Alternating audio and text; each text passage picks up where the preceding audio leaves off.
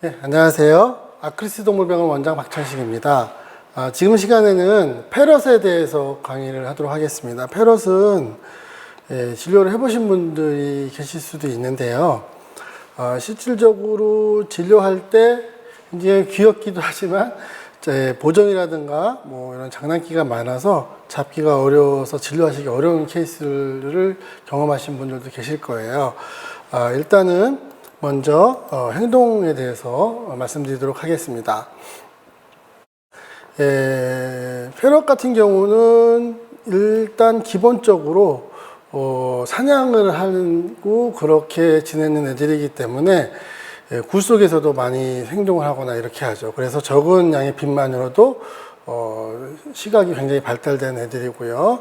똑같이 뭐 갑자기 어두워지거나 갑자기 밝아지거나 그럴 때는 보기가 어려울 수도 있고 쌍한 시야를 갖고 있고요.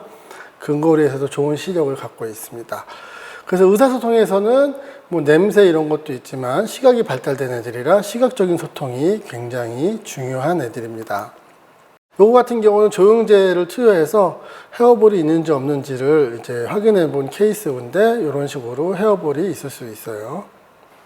자, 이제 부신질환 같은 경우는 페럿한테 많이 나타납니다. 페럿은 생후 1년이 넘어가면 보통 6개월 간격으로 혈액 검사를 간단히 하거나 호르몬 검사를 체크해 보는 게 좋은데요. 늦어도 1년에 한 번씩은 해주셔야 되거든요.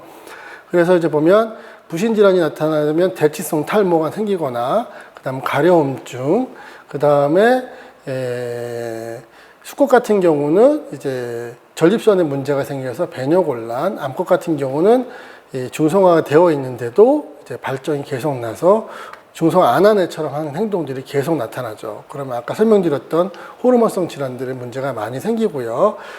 그런 애기들 같은 경우는 케이지나 벽 같은데 이제 여기 있는 샘에서 나오는 것들을 문지르고 다니기 때문에 노란색으로 변하거나 피지 분밀 때문에 나타나는 사양 냄새가 굉장히 더 심해지게 됩니다. 그 다음에 신장 질환은 당연히 있을 수 있는 거고요. 애들도 방광 결석이나 요로 결석들이 일단 일반적으로 나타날 수 있고, 수컷 같은 경우는 되게 급하게, 왜냐하면 되게 작아서 급하게 나타날 수 있고요. 방광염, 그 다음에 이제 다른 전립선이나 이런 데 이제 여러 질환들이 생길 수 있겠죠.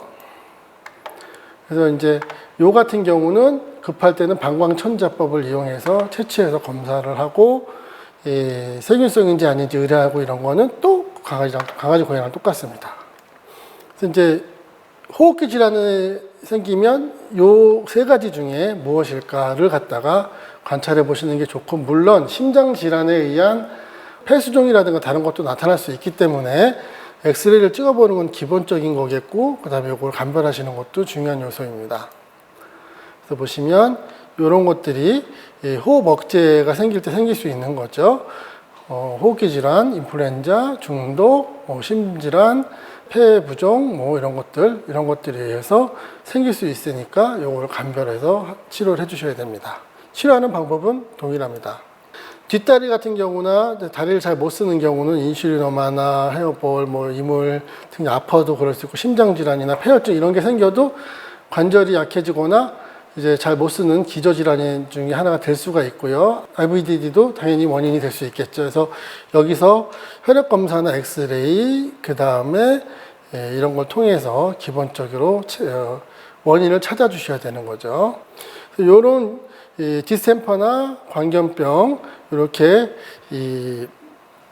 페럿에 있는 종류에 있는 이런 질병 같은 경우는 근골격계에 문제가 다 될 수가 있는 질환들입니다.